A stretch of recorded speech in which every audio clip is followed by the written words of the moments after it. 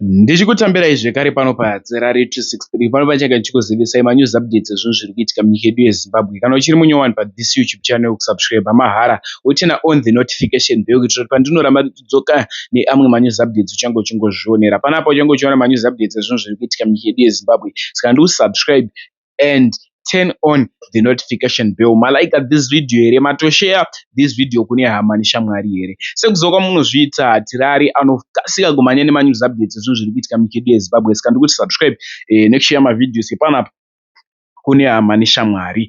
Ende manews updates epanapa zvinoona kuti kamabatanidza tinge tichiitira kuti musasarirwe pane manews updates ezvinhu zviri kuitika munyika yedu yeZimbabwe. Munoona zvakati wandei pasame video. First update i-update yaApostle Chiwenga apo pavanga vachiudza mwana wese wemuZimbabwe kana uri murume wakaroora pane dzidziso yavanga vachipa vanhu. So da kusiya muchiunzwa video, wapedza kuona video wotaura kuti unobvumirana nazvo here zvataurwa naApostle Chiwenga. Asi ndine update yarwadza nyika yese yeZimbabwe ichatevera. Update iyi inorwadza, inosirisa. Varume mapindwa neiko vanhu, tapindwa nei? Macases aya ndiwo atikunyoresipa evanhu vari kuurayana, but kana kuurayana kwachiona kwakuita seizvizvi zvakuda kuti tinamate maererano neupdate yandayanchakuisirai. Ndarimbonei update yaApostle Chiwenga. Uri kuona kuti pawakaroora paya wakashanda zvikuru kaiwe ukaunganidza mari. Yes. Mari yawakanoroora nayo iwewe, baba vako havasati vamboiona ichiuya kwavari ichibva kwauri. Now the question is, what has your father-in-law done that excels what your own father had done for you? You sold yourself and you became a fool by taking all your sweat. Maybe you saved for 2 years, 3 years to raise money to pay bride price, simply because you wanted another human being with some 2 legs and a thick head. The only difference is she has breasts and a more attractive body. Mukadzi akaita kuti uome gotsi, ukanganwe akakuchera, akakutumbura, akakubereka. Izvozvo zvinoratidza uedheni hwedu. In Israel, a son does not pay bride price until he puts something into the fold of his father. Mudanga mababa vako iwewe, munofanirwa kusiwa mombe dzakatengwa newe, dzisiri dzekupa baba, dzekuunza mumusha. Baba vanorepresenta an era. He doesn't need your cattle. It's a dispensation that is passing away. Vana baba hatimazvona kuti zvaakutooma. Yes. Kuti uzvifunge kuti ndakanoroora 7,000. Ndakambopa baba vafana kana 2,000 herini. Handina. Wakaroora mari ikwewe. Imbobvunza ari padhuze newe kana ari murume mukwenyu. Mutaura kuti usandichikidzire. Zvanzi wakaroora mari. Kada kundirova unozorova Apostle. Ndova ndipfuva ndituma. Ini ndiri mutumwa handina mbonje. Handitiri kuona mari yawakanoroora. Baba vako wakambovapa.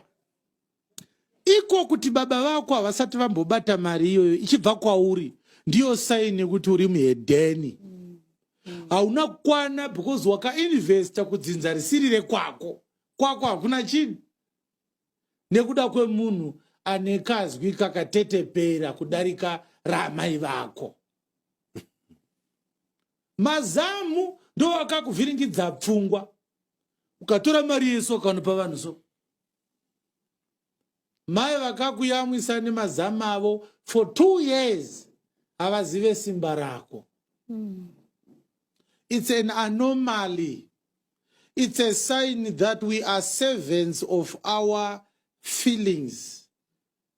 You think about sex so much that you forget important things about life. There's nothing special about this woman. Women come, women go, just like men. But what is important in this whole institution of the marriage is continuity. The problem with this anomaly is there is no continuity in paying dowry to your father-in-law. Continuity is in your father's house. That's where your generations continue. So wealth is not going to increase. Next update i-update yemurume uyo akabuda mujeri. Abuda mujeri akasvika achiponda mukadzi wake kusvika mukufa. So ndo video nada kusiya muchiona. Mapedza kuona video muchaita zvamunofunga comment section. Video taritora kuna more boys munetsi. Ndo kwatatora this video. Inisa hatirarira funga kukusiyai asi tichasangana zvekare manje munguva inotevera. Rambai makabata chimuti kuti dzvi. Ende manews updates muri kumaonera muri kunyika dzipi. Inisa hatirari ndafunga kukusiyai tosangana zvekare munguva inotevera. Manje so much love. Makadini mama. Auya nichida kusama kutiza zuva yakatimbere nichi makadini mama. Ndiri pangu makadini. Nedzakakuwira ikaidzi. Aiwa dzakaonekwa. Nyakushayika anonzani zita rake? Anoitwa Privilege just kwavava. Privilege. Imi muti muri chii chake? Ndiri hanzvadzi yababa wake. Muri tete handiti? Tete zvakangooma kuti mutoro uyu wapinda muSouth Africa wabva wawira kwamuri. Aiwa zvakaoma. Ende kubva nezuro muchingofamba muchifambira mapepa kusvika nhasi kubva mande. Kubva mande. Tinototenda imi mukoma muboys mauya kuzotibatsirawo. Anditika. Tete nyakushayika uyu anga akura sei mushakabva? Ndiwe gore ripi mungarangarire? Ndiwa 1994 anga achiri mudiki. Ane vana here? Ane vana 3. Vari kumusha kuZimbabwe kuHarare. Vana vangu vachigara kuHarare? Vangu vachigara kuHarare.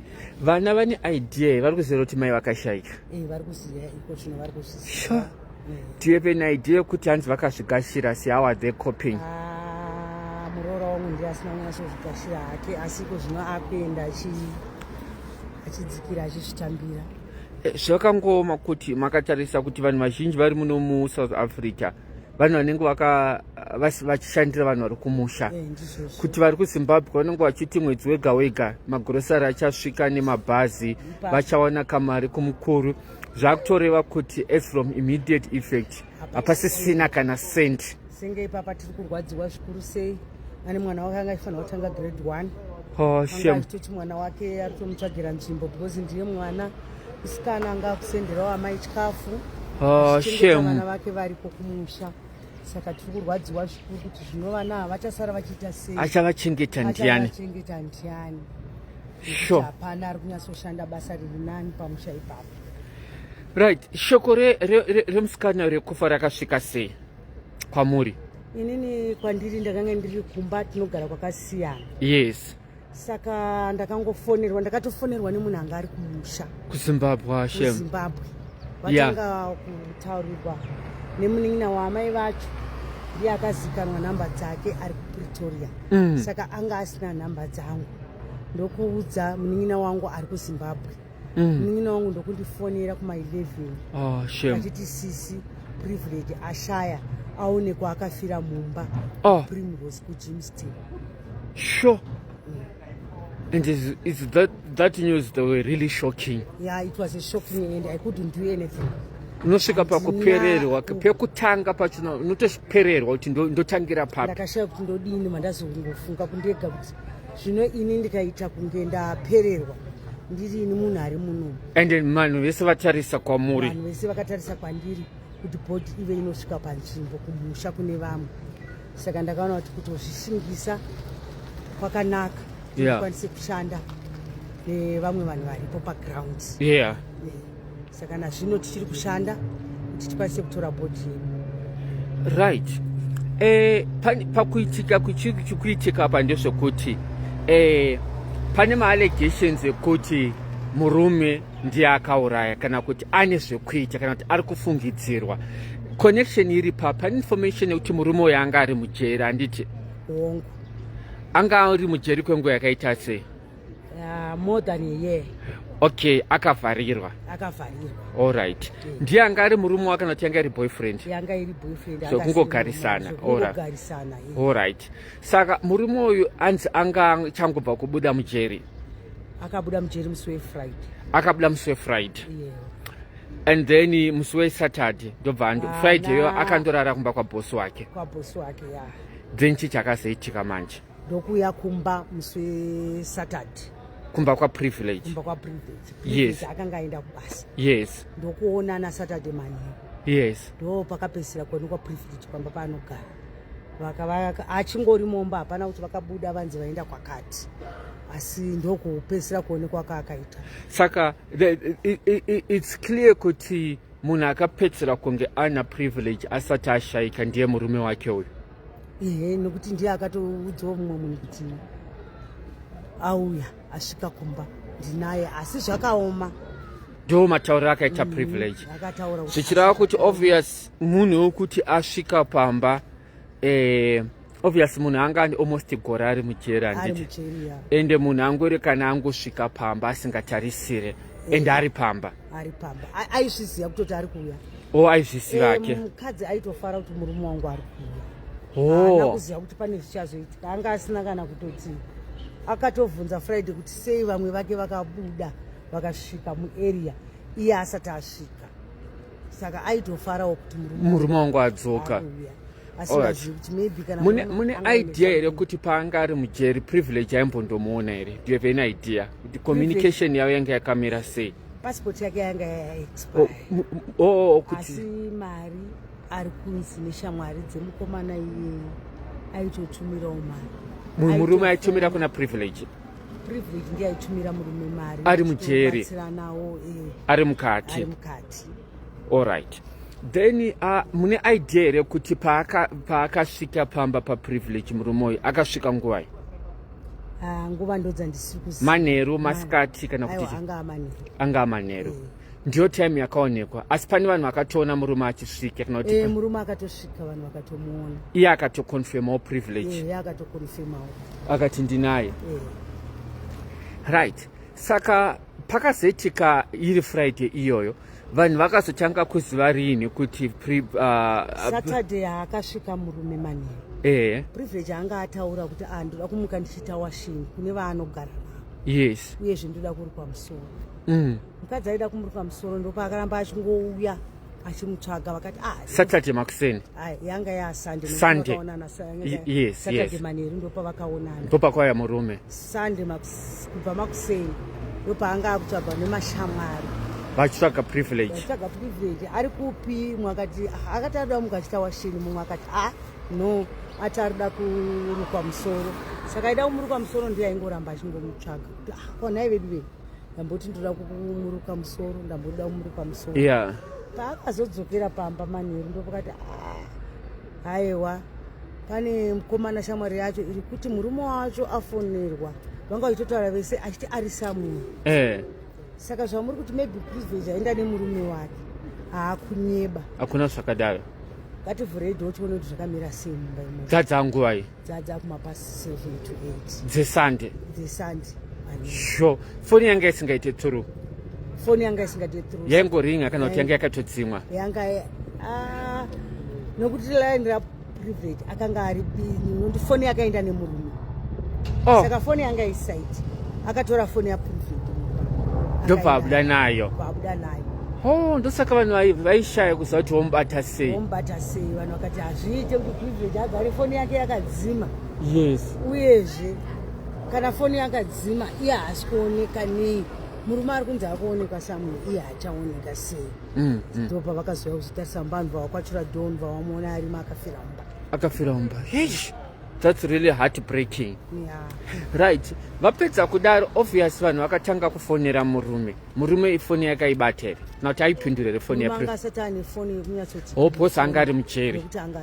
Saka kuti vanhu vazive kuti omufonera panhamba ipi hava, even nanhasi havazive kuti omufonera panhamba ipi. Akambe achitoshandisa namba yaPrivilege yanga yemukambudzi kaishandisa kujeri.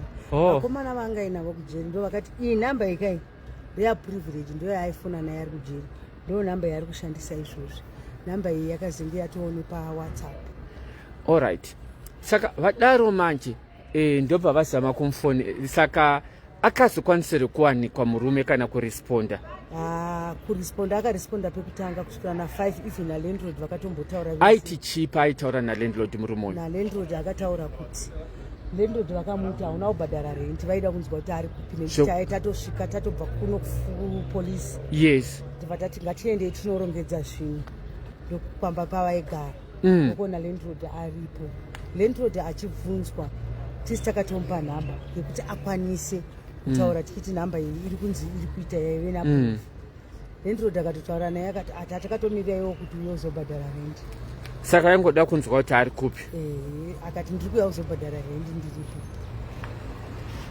ndobva azowanike haana kuwanika kubva ipapo murume asitawanika nanhasi saka hapana here vanhu vari kukwanisa kana kumutsvaga kuti ari kupi nyaya takaisa kumapurisa just hold on apedza saka vada ende munosaina okay ashandisa yako kusaina bi ndangoisa pagedhi chete handisati ndasaina hapana sandisa yenyu sorry ndandapedzisira pekuti haasi kubatika iye nana haasi kuzikanwa kunzi ari I'm working on this case but kazhinji kana ndichisenza nemacases ndosenza underground nevanhu vanenge vachindipa madetails pane mamessages andakaona akapostwa mugurupu reCampton Park nevanhu vaida kumudefenda vechikadzi makaonera mameseji achona pakapostwa pachinzi munhu ari kutsvagwa uri pakati hamuna kwaona mamessages achona right murume uyu hama dzake dzinozikanwa here murume uyu hama dzake hadzizikanwi nanditozivawo sure saka apa hachatombobatiki apa haana anga ari wekuti haana chaakaita kana maybe pamwe dai akaumira kana paine zvaari kuitawo tinongotarisa kuti pamwe achauya asi haasi kubatika nyaya dzamumaoko mepolisi dzakavazivisa zvese alright saka pamabva kumapurisa what are they saying about my investigations vati vachaedza nepese pavanogona napo mapurisa emunomuka vanga vachitoda information kubva kwamuri yes vanga vachitoda information kubva kwatiri kuti mimavabatsire kutsvaga but kuti tinotarisira kuti panobva something kwavari handiti no it's okay. What we are going to do, brothers and sisters who are watching the lives, we've got the pictures of the suspect and I'm going to share my pictures actually on the social media and anditine case number anditi ikumapurisa iri pabepa riri anditika so we are going to post the number of the suspect so that anyone pima picture ake ne case number yachona so that anyone unogona kuya kuinbox kwangu undudza kuti Mr. Munetsi munhu akaoneka kwakati. If this man is innocent, he has nothing to do with the case, he can come and present himself to the police or to the family. But I can tell you, Kuti, such case we are going to work on it. We've got my few leads at now. Even wakataura kuti akaonekwa ari kwakati anonzani. But one thing I know is kune vanhu vakamuchengeta mukomana uyu vari kugara naye vari kumuviga anditi. And we mama chicha munoona chimuri kudzidza nyaya dzevakadzi vari kuurayiwa nevarume muSouth Africa zvanyanyisa ndiri kuzviona chicha mungade kukurudzira hanzvadzi dzedu dzekumusha kukurudzira kuti vasikana mukaonawo red flag pane munhu yes mukaona red flag matauriro emunhu maitiro emunhu chaiwo unoona kuti uyu munhu iyi haasi right munhu inotova mhondi ende lavhu yake lavhu yemhondi munonyatsoiona kuti ilavhu yemhondi but hanzvadzi dzedu dzimwe hadzinzwe vatete chero vakarohwa vakaabhuswa sevanongoramba varipo amen all right from the Great Hope I'm going to work on this case and chikudzai kuti zvakamira sei and we are very sorry and we definitely going to work on the case and I know I'm going to get my results kuti tibatsirikane pamashamwari ake pane vangadewo kutaura here sekuru anyone muri uyai titaure tida kuti vanhu vadzidze aiwa hazvina problem okay chachangokufunzai munhu akashayikwa anga ari munhu akaita seinyu muroro wangu munhu anga akanaka anga akabereka vana vatatu nemwana wangu mukomana asi zvakazoya hazvo vakazoramba vana zvazosvikawo pasazvosvika nhasi saka ndakamira pano ndakamirira kuti anga akabeta ndakabereka naye vana vatatu ndiri amweni vake. mangoona munongoziva situation aino kuti vana vevazukuru vangambotambudzika muripo nepadikiwo pamunenge muinapo muchangomirawo nevana. Thank you very much tete. All right sekuru mashoko amungadawo kungotaurawo. Ini ndinongoda kungoti zvandirwadza zvakaitika apa.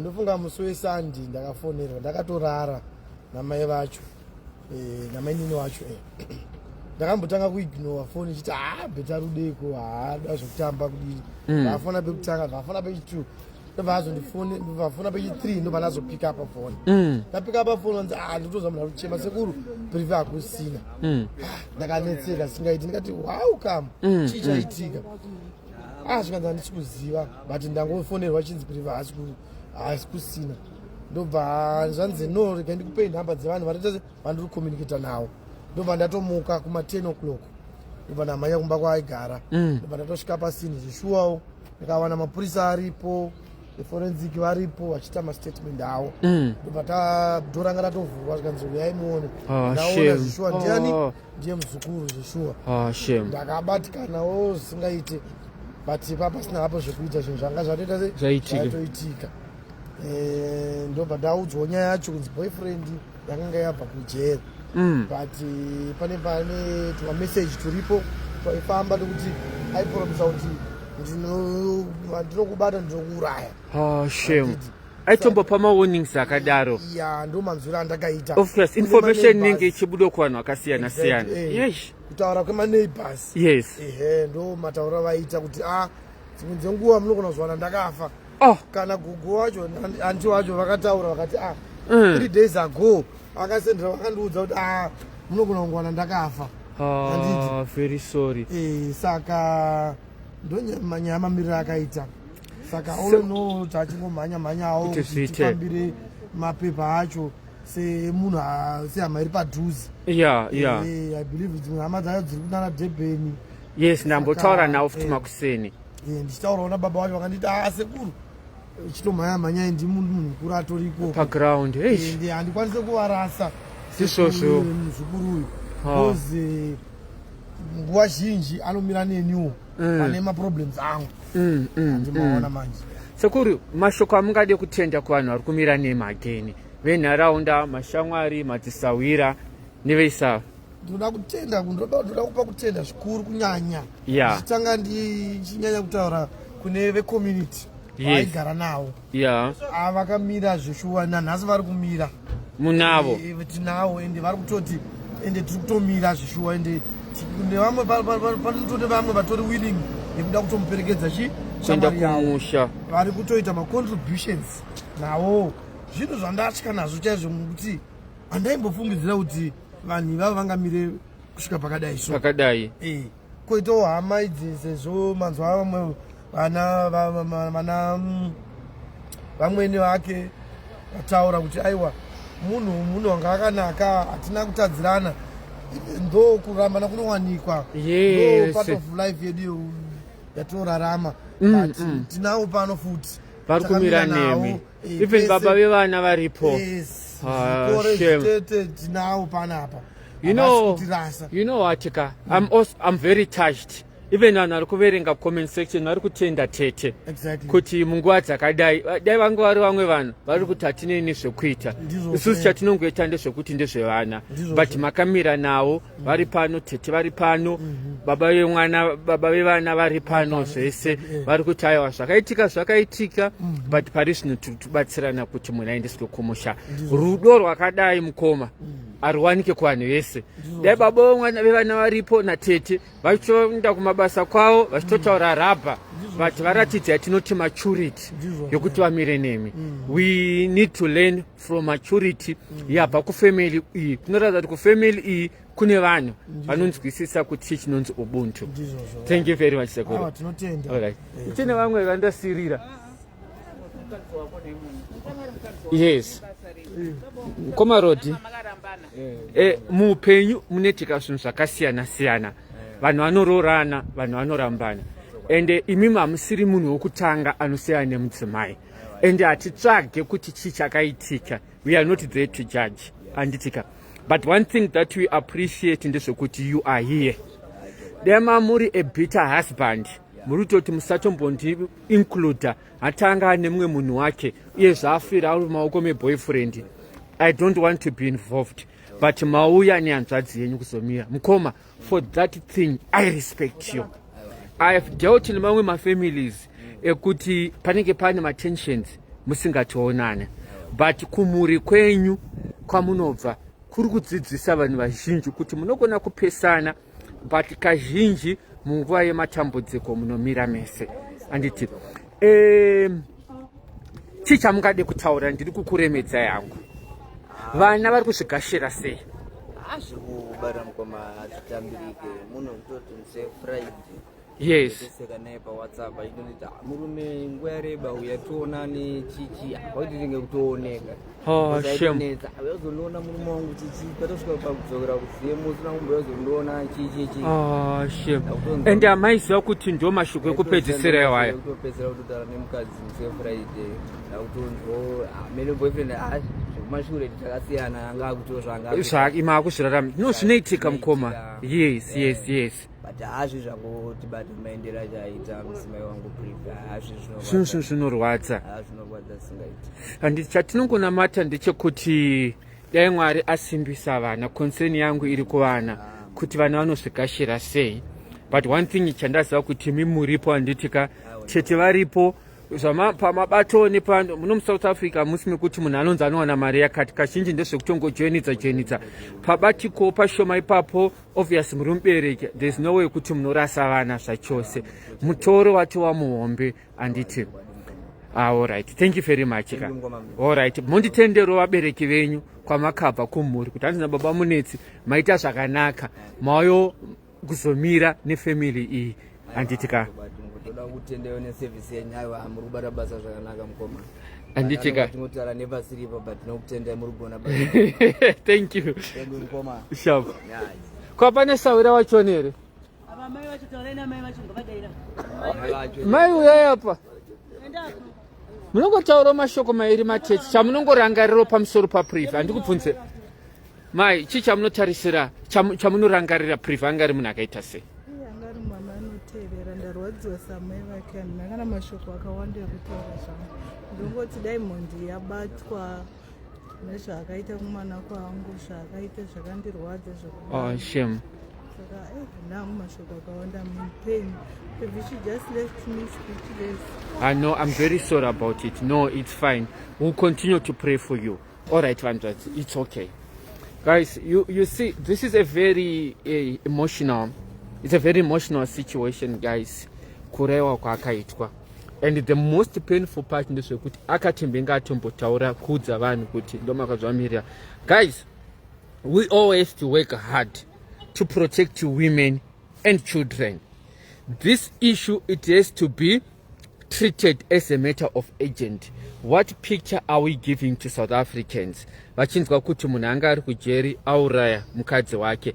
Are they going to, okay, kunewe munomu vacharespect here madzimai ekuZimbabwe. Vanotaura kuti vanokurespectai sei kana vachiona kuti pachedu tiri kuurayana. Anditika. And macases aya ari kungoramba achingoitika every day. Let's protect our women. Let's protect children. This issue has to be treated. Kune hama dzemurume akauraya uyu. Pane inonzi Ubuntu, amusiri makauraya. But my humble submission, with due respect, can you approach this family? And if you are watching this live, you know this man, urisese wake, mukoma wake, hanzvadzi yachona. This man akauraya ari kuzikanwa, the suspect is known, and your family is very quiet. Why don't you do the right thing? The right thing is approach this family. His actions might not be representing the entire family, but you must put your hand, visit them, send a message of condolence, approach them. Part of their healing is for you guys to approach them and do the right thing. May God bless you. everyone who is watching this live, but let's protect each other. I'm your advocate, Mr. Munetsi from the Great Hope. Wada kujoin a Great Hope 071-276-8363. Wada kupinda pa competition, you refer 10 people to Great Hope. Onyora master my phone number abo towafonera, you automatically qualify for the competition.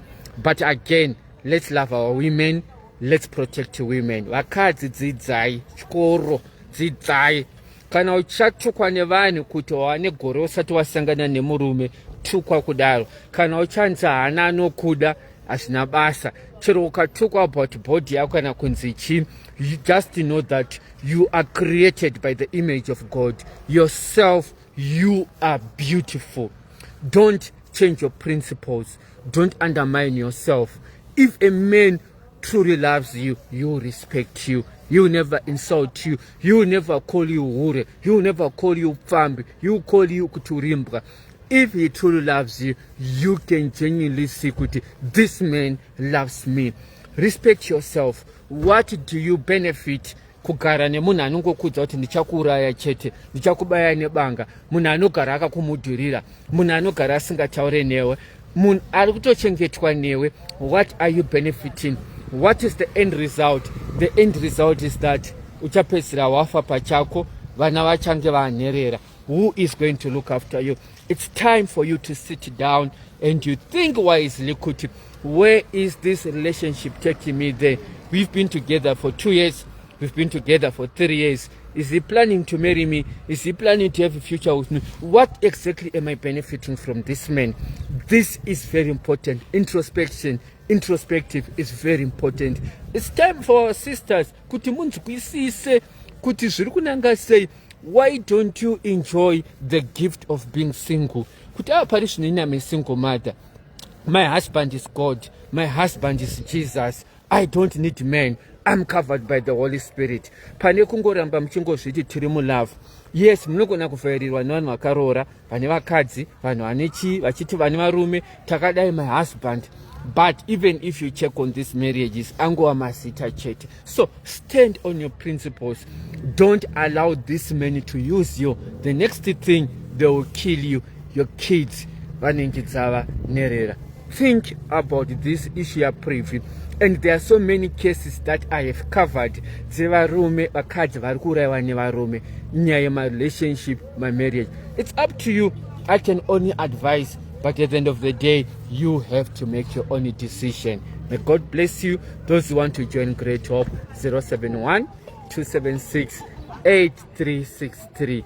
I am saved to serve. God bless you.